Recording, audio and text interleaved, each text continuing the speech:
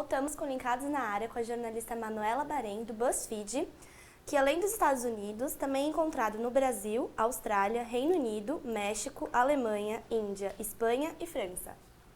Manuela, a gente sabe que o BuzzFeed segue um padrão americano, mas há uma diferença editorial de um país para o outro. A gente queria saber quais são as diferenças mais marcantes nessa linha editorial desses outros países para o Brasil.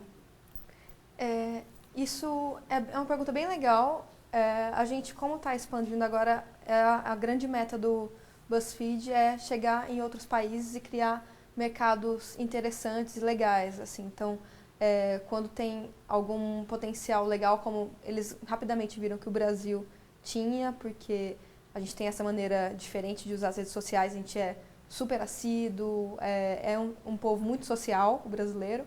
Então, o mercado, a gente tem que adaptar, o editor tem que fazer a adaptação do site, que é nativamente americano, no país que está trabalhando agora, né, no nosso país de origem aqui.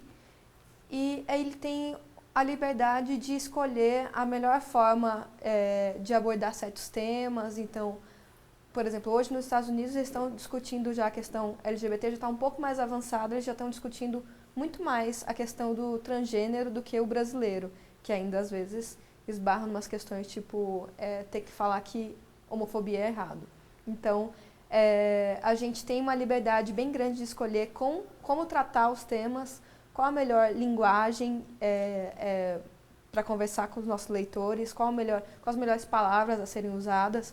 E mesmo nos nossos posts que são traduzidos, que a gente publica aqui, que são traduzidos dos Estados Unidos, a gente pode fazer essa escolha de adaptar o conteúdo para ficar um pouco mais com cara de produzido no Brasil, assim, ainda que a maior parte do nosso conteúdo seja originalmente produzido no Brasil, né?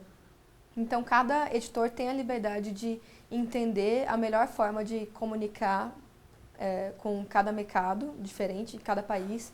Então, quando você vê um post sobre que tenta relacionar com as outras pessoas, que a gente chama de ID, que é quando, tipo, mulheres que trabalham à noite sabem. Então, você vai conversar com uma identidade, por isso a gente chama de ID, que é um ID, né? E a gente tenta ilustrar com imagens que sejam tipicamente brasileiras. Então, vocês veem lá frames de novela, cenas de programas brasileiros, de atrizes locais, de cantoras, sei lá, Ivete Sangalo, ilustrando algum item desse. Então, a gente tem a liberdade e tem a necessidade também de tentar fazer com que o conteúdo pareça bastante criado no Brasil, né? E para mim é algo que combina muito porque você acaba trabalhando melhor a identidade de cada país, acaba gerando identificação maior com o povo mesmo, porque às vezes a gente pode perceber que a nossa cultura é um pouco a gente se reflete e tem bastante interesse nas coisas que são, sei lá, hollywoodianas, as séries e tudo mais, né? E aí até um compromisso da gente, tipo, falar, vamos olhar para as nossas novelas também, e os nossos programas, e o nosso humor, que também é legal, tem coisas legais aqui. Então a gente tenta ter esse cuidado na hora de produzir conteúdo aqui. Como vocês adaptam conteúdos de fora para o Brasil? No caso daqui, a banda larga é lenta e vocês fazem muito uso de GIFs. Quais estratégias vocês usam assim para ultrapassar essas barreiras? Ótima pergunta também, muito boas perguntas.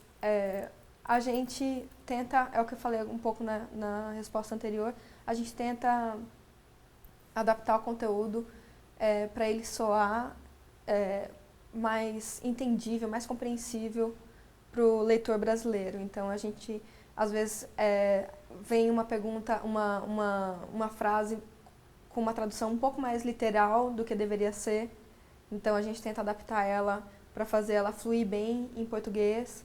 E outras questões como a dos GIFs, a gente tenta, por exemplo, quando tem algum vídeo, a gente tenta, vocês podem perceber que a gente tenta explicar o que é o vídeo. Às vezes a gente printa os frames e coloca a legenda para que isso facilite na hora da pessoa ler no celular, então sem precisar carregar o vídeo inteiro. E a mesma coisa com os GIFs, não é toda vez que a gente vai encher um post de GIFs, porque ele pode ter um pouco mais de dificuldade. Você tem que clicar ainda para dar play, porque a nossa banda larga sempre está nos deixando na mão, né? Nossos celulares, os 3Gs, não são tão bons assim como deveriam ser. Então, a gente tenta pensar no conteúdo dessa forma. No nosso sistema, onde a gente trabalha, chamado CMS, a gente tem um celularzinho. Então, a gente está vendo como que o post está sendo montado, como que a lista está sendo feita e como ela está aparecendo no celular logo ao lado. Então, como ela vai ficar, se tá tudo sendo, se dá para ler tudo, os textos, se as imagens estão com resolução boa, se a legenda não está muito pequena. Então, a gente faz bastante voltado para o celular, para ter uma leitura melhor no celular. Manuela, soubemos que em outros países o BuzzFeed está contratando gente de peso para alastar o público. Quais são as outras intenções em trazê-los? Essa é uma intenção também, um plano para o Brasil, investir em talentos, em procurar gente que tenha interesse em trabalhar com o formato, experimentar coisas no formato. Então, a gente tem planos de buscar talentos, a gente já está sempre de olho em gente que tem um pouco de intimidade com a plataforma, que tem interesse na plataforma. E é uma busca constante por tentar desvendar quem é legal no mercado e que teria interesse em trabalhar com a gente. Então, assim, eu tenho hoje na minha equipe profissionais muito legais que vieram da Folha de São Paulo, do IG, que vieram de produtora de cinema, que vieram de agências de publicidade. São talentos bastante diversificados e complementares, assim. A gente tem buscado mais gente para fazer parte disso também, mais gente que tenha interesse em conversar com a internet, produzir para a internet. É uma vertente bem importante que o BuzzFeed adota e que no Brasil a gente está repetindo também. Manuela, a gente tem a última pergunta no Twitter para você. Lembrando que você também pode mandar a sua pergunta para o nosso Twitter, o @linkados1. @Anne, que pena quer saber. O BuzzFeed é mega criativo. De onde surgem as ideias para as postagens? Surgem de diversos lugares, inspirações e referências, assim. Mas eu acho que basicamente referências. A gente tenta trazer um pouco da bagagem que cada redator tem, cada editor tem, e tentar colocar um pouco disso nos posts, né? Além de fazer o que é o nosso trabalho, que é tentar ouvir as redes sociais, perceber que conversas estão acontecendo, por que as pessoas estão usando tanto aquela expressão e aquilo é o quê? É um meme ou é um protesto contra alguma marca, algo que tem acontecido bastante também, né, nas nossas redes sociais. Então, vem desse cruzamento, assim, o que a gente pode fazer para conversar com as redes sociais, que conteúdos que a gente pode produzir para fomentar esses debates que estão acontecendo, complementar essas discussões. Então, um exemplo, no começo de fevereiro tinha uma discussão bastante importante e grande, que já estava no Twitter, Facebook, WhatsApp, que era se a Dilma sofresse impeachment, quem assumiria. E ninguém sabia direito quem assumiria mesmo, se era o vice-presidente ou se era o Aécio, e tinha uma confusão disso. E também ninguém sabia direito como aconteceria o processo de impeachment, como funciona tudo isso. Então, a gente foi atrás dessas informações, pesquisamos da forma mais tradicional jornalística possível, que é checando que processo que acontece. Então, primeiro vem uma votação para a Câmara, e depois isso vai para tal instância, e quem assume é fulano.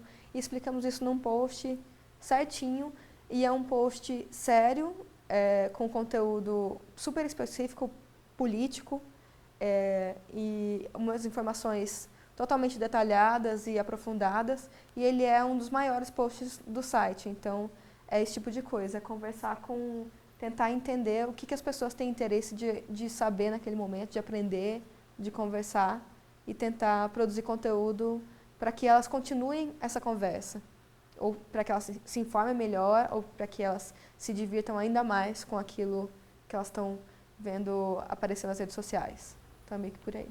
O mercado do webjornalismo está em alta, e sua dinâmica como a multimídia tem atraído cada vez mais profissionais. Afinal, quais são os pré-requisitos para trabalhar com vocês no BuzzFeed?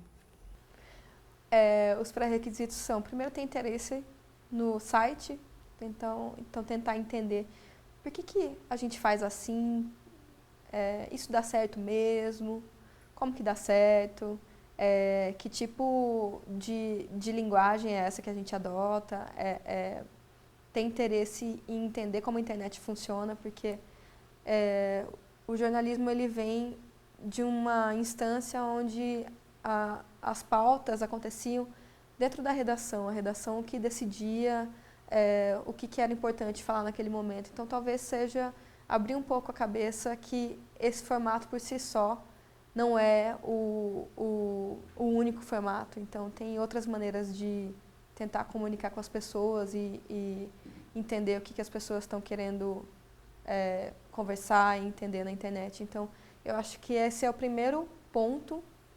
E as outras coisas é ser curioso, ter responsabilidade com a informação, ter criatividade, ter disposição para trabalhar também.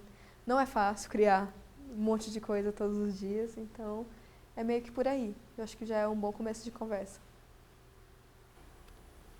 Termina aqui mais um Linkados na Área com a jornalista Manuela Bahrein. Obrigada, Manuela. Obrigada, Manuela. Obrigada, Manuela. Obrigada, gente, pelo convite. Um prazer estar aqui e parabéns pelo programa. Para assistir novamente esta ou outras entrevistas, acesse o portal dos alunos de jornalismo da SPM São Paulo ou nosso canal no YouTube.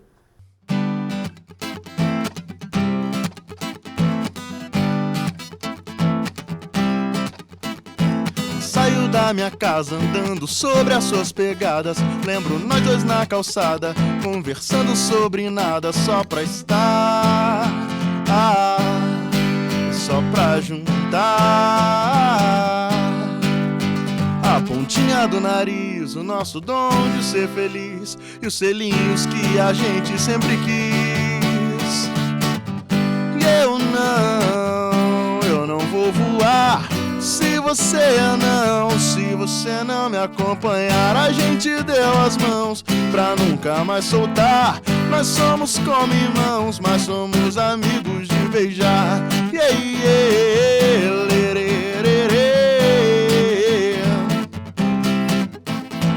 Pulo na sua frente, você não se surpreende.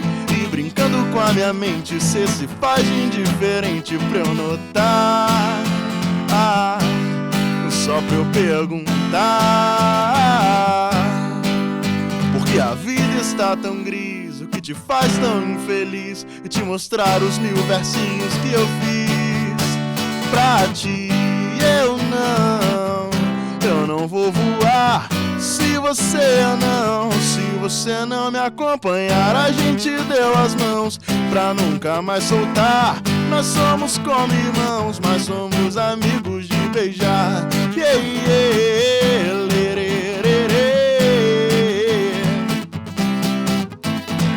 Bomba do amor como arite fúria, dispara pra estourar meu peito e te mostrar que a doçura brota da fusão. Tu deseja a ilusão de regar com perfeição toda a efemeridade da paixão. Paletas mutaram no amor que os românticos sonharam. Toda a lealdade da miséria acompanhada de tesão.